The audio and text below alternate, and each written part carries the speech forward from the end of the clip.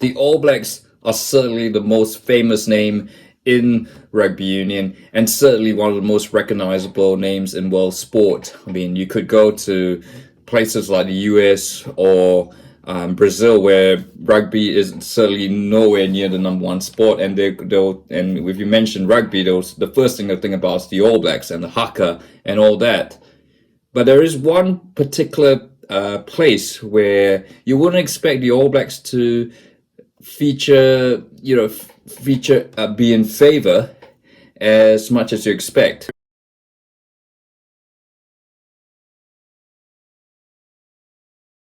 There is surprisingly a very large following for the All Blacks, and which on the face of it is very weird. Of course, if you're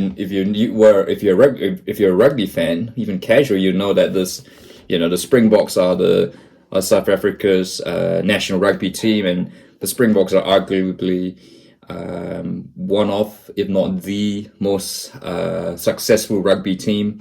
They're up there. They're always competing with the All Blacks. Both All Blacks and Springboks, as prior to the 2023 Rugby World Cup final, of course, had the most Rugby World Cup wins. But yet, even 20 years on, over 20 years after apartheid ended, the All Blacks still have quite a large number of South Africans still support the All Blacks.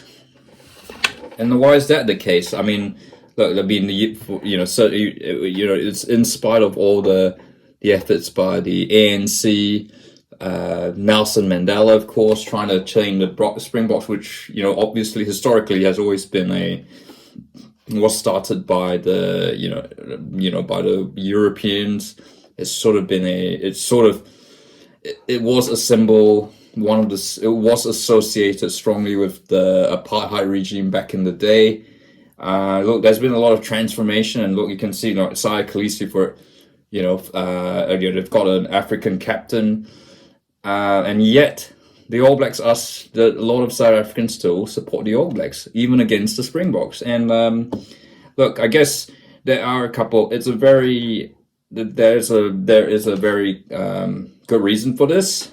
But I won't go into too much depth. But there's certainly a lot of material about it. Of course, obviously, as I said, it stems from the fact the Springboks, historically have been associated with the Europeans, the apartheid regime, which, of course, separated the blacks, the so-called, I'm going to use the Africans and the coloureds, which was we'd say non-Europeans from the European South Africans. So and of course I think the one moment was back in the day when the New Zealanders were preparing to tour South Africa. The South African rugby unions explicitly said that there couldn't be any Maori or Pacific Island players naming the All Blacks. They eventually changed this down, and of course, BG Williams was able to come and tour South Africa, and that actually, seeing that actually, sort of attract, the All Blacks suddenly got a lot of support from the Africans and the coloureds. I have to use those terms even because that's what they were described back in the day, and as a result, it was almost like the All Blacks almost sort of had this home support in South Africa, of all places. And obviously they weren't. There was segregation in a sense. The whites couldn't be with the blacks and coloureds in the as anywhere in South Africa at the time, and a lot of them were cheering on the All Blacks, and that's continued. Look, obviously over the generations of apartheid's, obviously you've seen apartheid completely dismantled in South Africa. Nelson Mandela, the ANC has come in. but there's still, even 20 years on, there's still a lot of South Africans who support the All Blacks. And there are a lot of South Africans who still would not support the Springboks. Look, that number is certainly declining as the generations have passed. Look, the Springboks have become essentially a South African, have become, South Africa in this modern age. More younger South Africans now certainly will pick the Springboks over the All Blacks. There's been obviously a lot of efforts by politicians in South Africa to really reinvent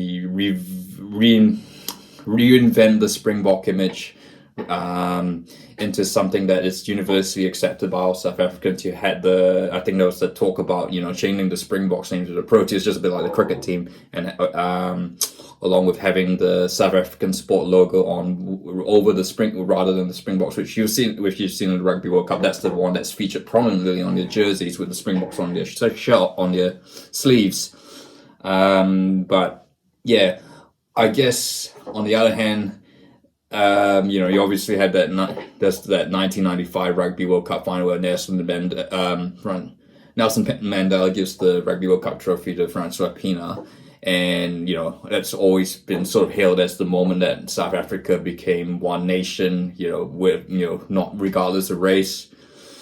But there are, I guess, if you look at South Africa today, and there's lots of good documentaries about South Africa's, the decline of the rand, the rolling blackouts, the issues around the power companies and crime, etc., etc. Look, this is not really a social video about South Africa. There's a lot of stuff about it, and there is sort of like an element that with these, there's a bit of window dressing with, it's not just the rugby teams, of course, but also like all sports teams in South Africa, with the Bafana, the Proteas. So, and I guess, people are starting to see through, the ANC post-Mandela, during the age of Mbeki and Jacob Zuma, all the corruption and all that. And, as you see lots more South Africans moving over, and not just European South Africans, but even African South Africa, or other, even African South Africans and other ethnic groups, they're starting to leave South Africa. So the point is I'm trying to make is that there is maybe an element of window dressing here by the Springboks, that the Springboks are claimed to be this team that unites all of South Africa, and they've won all these 3 Rugby World Cups, but behind the scenes it's almost as if things were probably worse than when they were with apartheid. Look, there's certainly you'll see, obviously, during the apartheid days, something like, having Cy Khaleesi as a captain would just be impossible. But I guess there are a lot of fundamental errors that have seemed to make things a lot worse. So, but yes, that's the interesting story of the All Blacks. I guess that's why there are a lot of All Black supporters in South Africa, of all places. Well, certainly there are a lot of All Black supporters around the world. Like, you can randomly find in Malaysia, the All Blacks are a very popular team, and even in France as well. I recall France. The All Blacks remain the most popular team in France, more popular than the actual national team. So that is the story of why the All Blacks have a surprisingly large following in South Africa. And look, if you like this video, feel free to like and don't forget to subscribe.